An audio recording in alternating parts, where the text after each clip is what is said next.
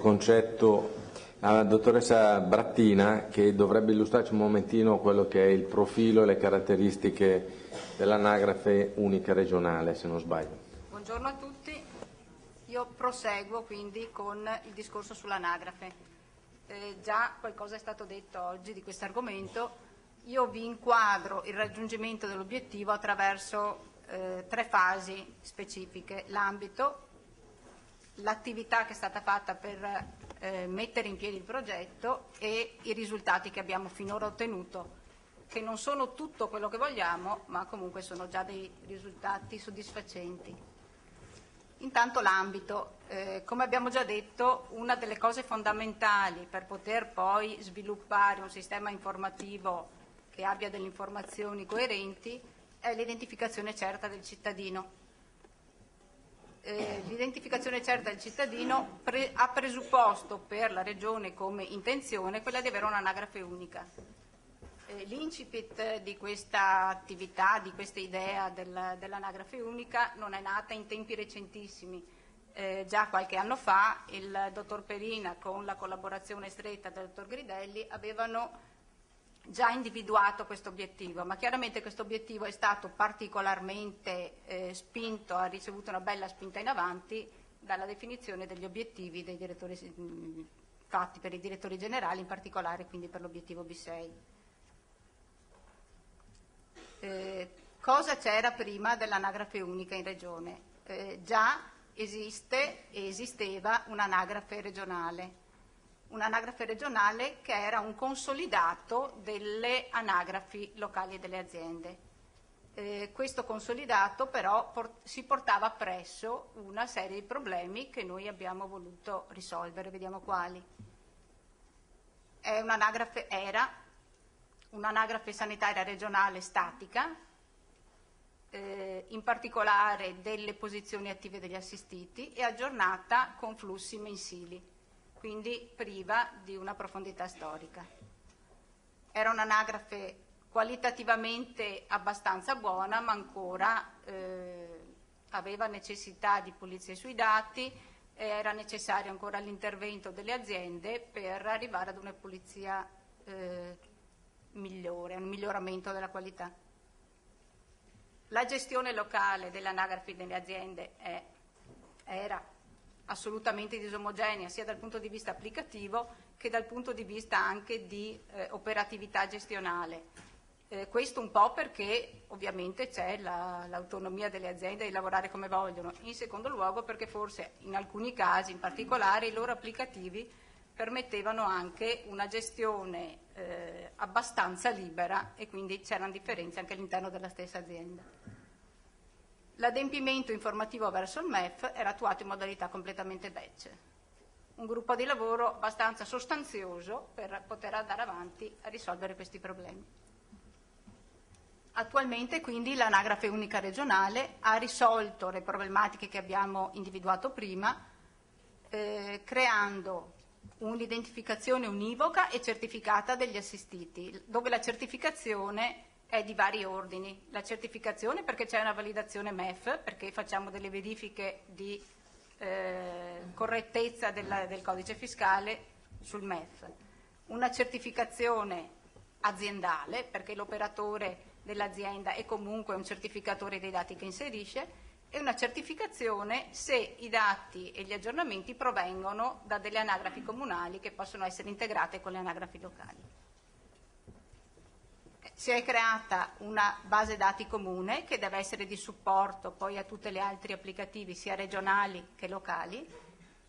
È stata fatta una gestione degli assistiti centralizzata, quindi è la Regione che eroga il servizio di gestione della medicina di base per tutte le aziende, ma questo non ha impattato pesantemente sugli applicativi locali perché è stata mantenuta comunque un allineamento costante di tutte le variazioni anagrafiche centrali sulle anagrafi locali.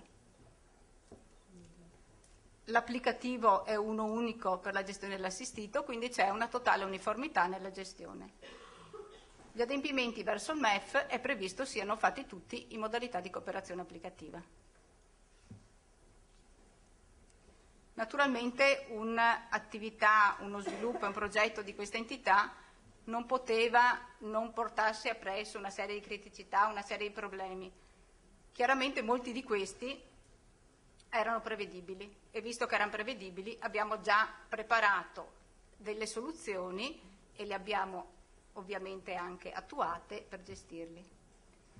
Quindi abbiamo risposto a delle criticità con delle soluzioni. La prima era ovviamente la normalizzazione delle posizioni anagrafiche. Cosa vuol dire normalizzazione? Vuol dire riportare ad un'unica serie di informazioni uguali per tutti le anagrafiche sparse in tutte le aziende sanitarie. Quindi cosa è stato fatto? Visto che l'arruolamento delle ULSS è stato fatto in modo graduale, anche è stata fatta per ciascuna ULSS tutta un'attività di pulizia dei dati iniziali con vari ricicli di verifica per poter impattare poi sulla base dati comune. All'allineamento a una gestione condivisa abbiamo risposto facendo delle attività di conversione di tutte le tabelle locali con tutte le tabelle centralizzate e unificate, dove non si tratta soltanto forse anche di come dicevamo, di conversione di tabelle, ma anche ha contribuito anche una certa modalità diversa forse di interpretare determinati attributi dell'assistito.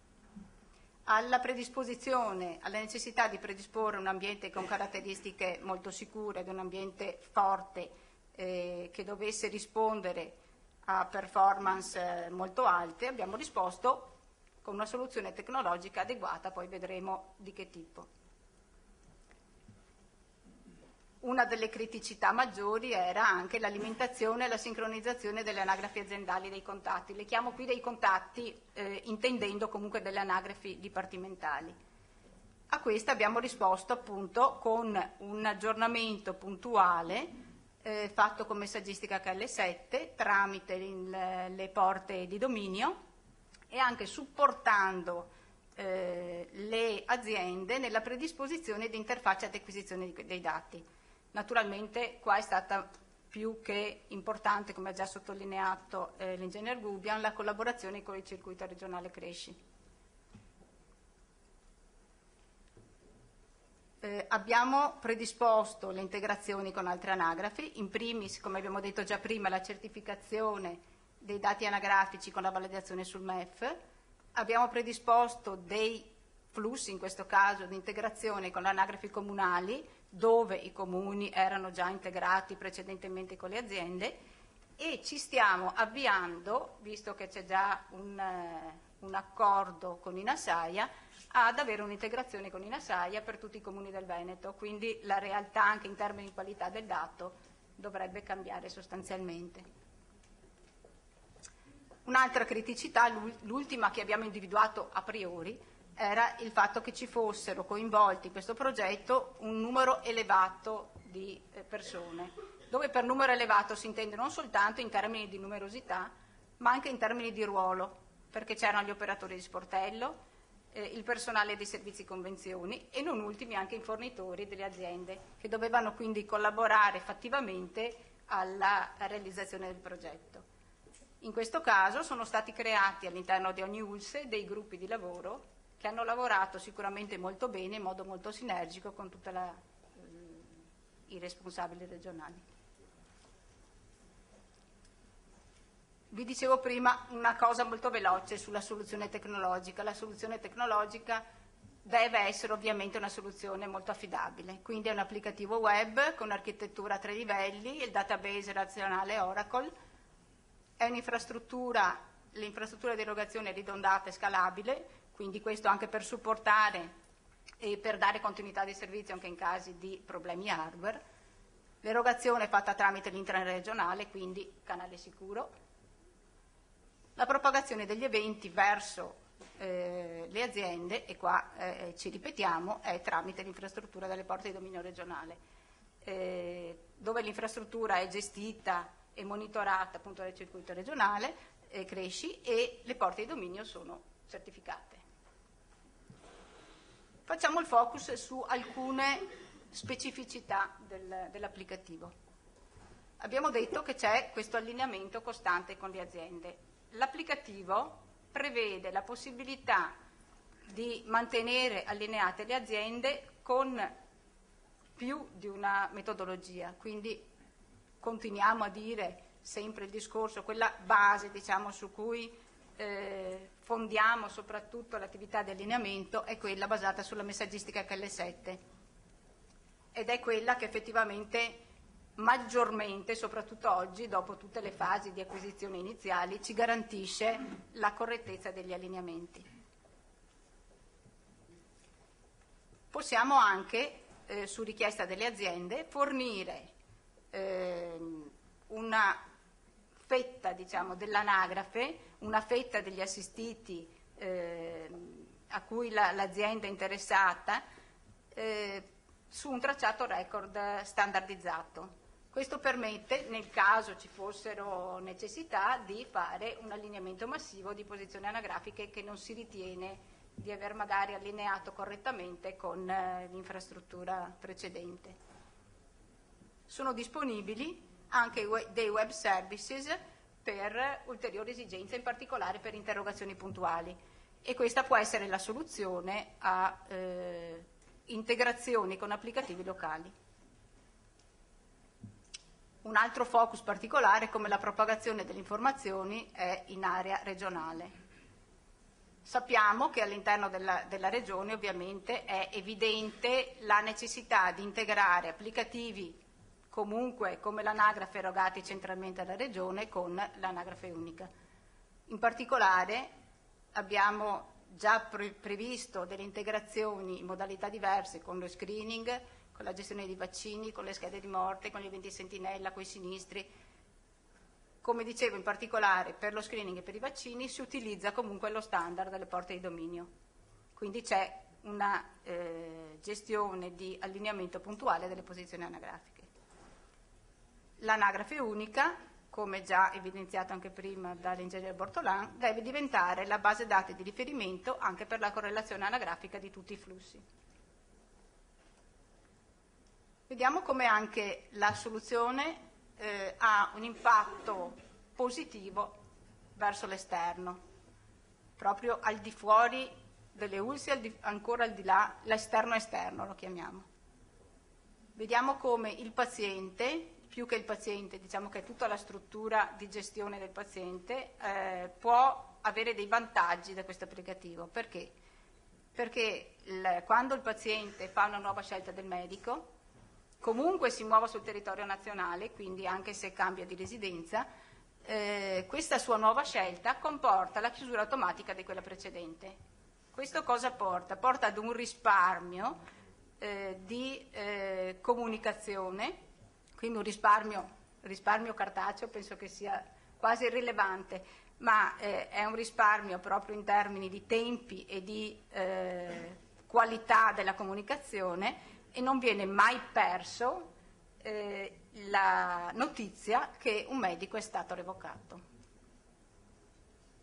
Verso il medico di base ci sono, attraverso l'aggiornamento che viene fatto puntualmente dalle aziende e attraverso altre strutture di servizi anagrafici come quello per esempio del progetto DOGE che prevede l'integrazione del medico con l'azienda, il medico di base si ritrova sempre aggiornato l'elenco dei suoi assistiti. Non è da sottovalutare neanche l'impatto, anche se non è così sensibile, ma comunque diamo anche a questo il suo giusto valore.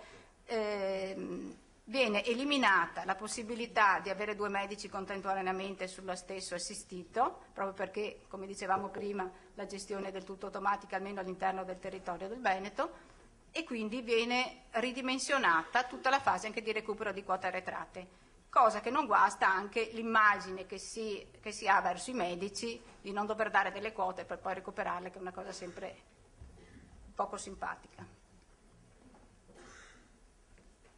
Quali sono le peculiarità che vogliamo mettere in evidenza del progetto? Qual è il vantaggio che ha portato rispetto alle soluzioni aziendali?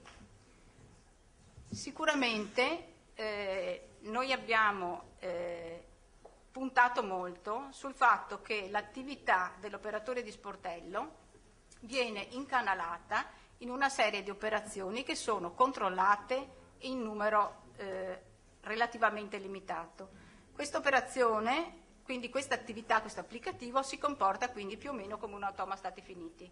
Per cui nel momento in cui viene definita una caratteristica principale dell'assistito, che noi abbiamo chiamato categoria del cittadino, e che evidenzia, che diciamo compendia le caratteristiche del cittadino a livello anagrafico, in particolare la sua cittadinanza, i suoi dati di residenza e di domicilio e le sue caratteristiche assistenziali. Nel momento in cui abbiamo determinato quella categoria, per passare da uno stato, quindi da una categoria ad un'altra, abbiamo delle operazioni ben precise che portano da uno stato iniziale congruente ad uno stato finale comunque congruente. Quindi l'operatore di sportello difficilmente riuscirà a fare degli errori nella configurazione, nella gestione del suo assistito. Non potrà mai chiudere un'operazione dicendo che l'assistito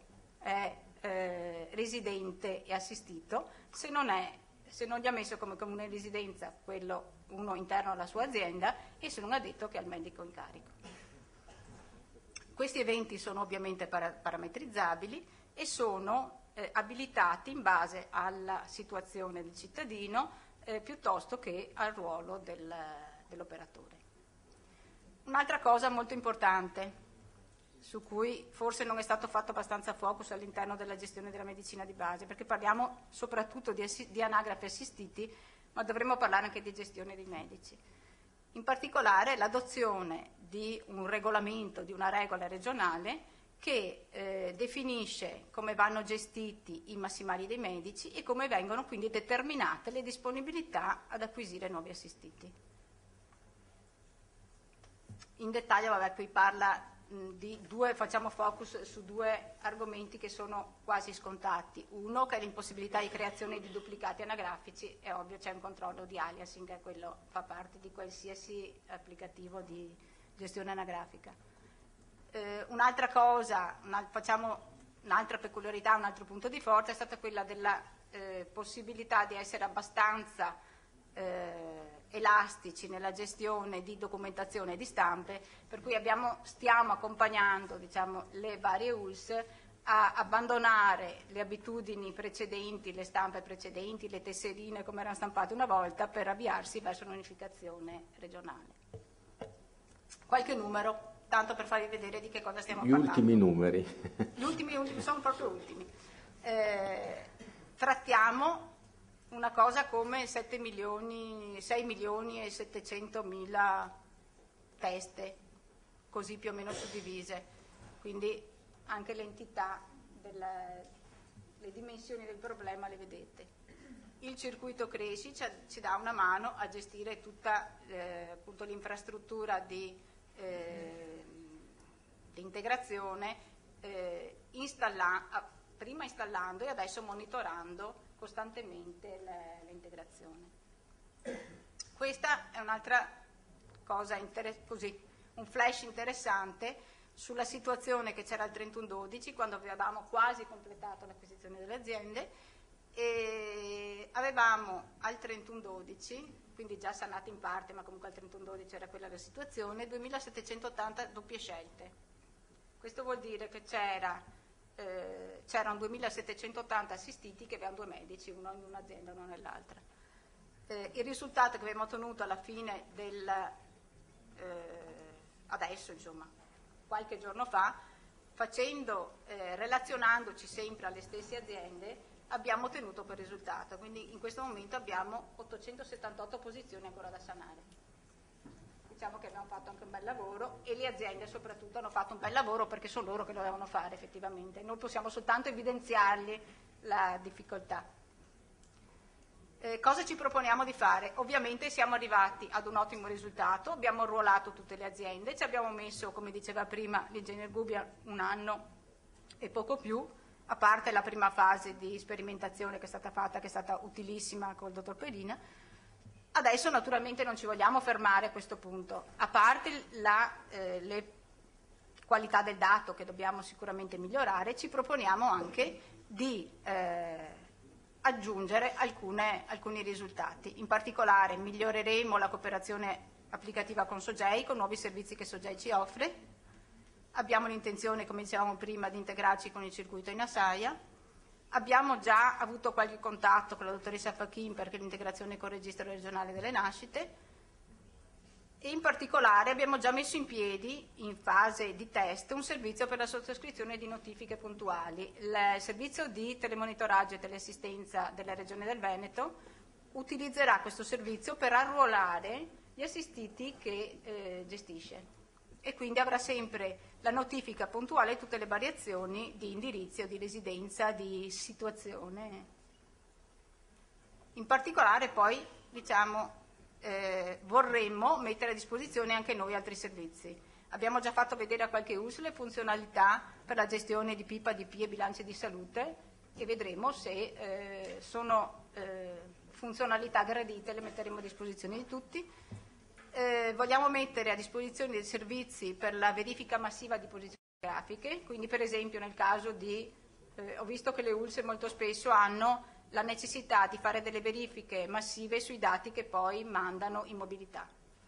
Questa potrebbe essere un upload di un file che va controllato e cui si restituisce un'informazione corretta e aggiornata di residenza piuttosto che di domicilio.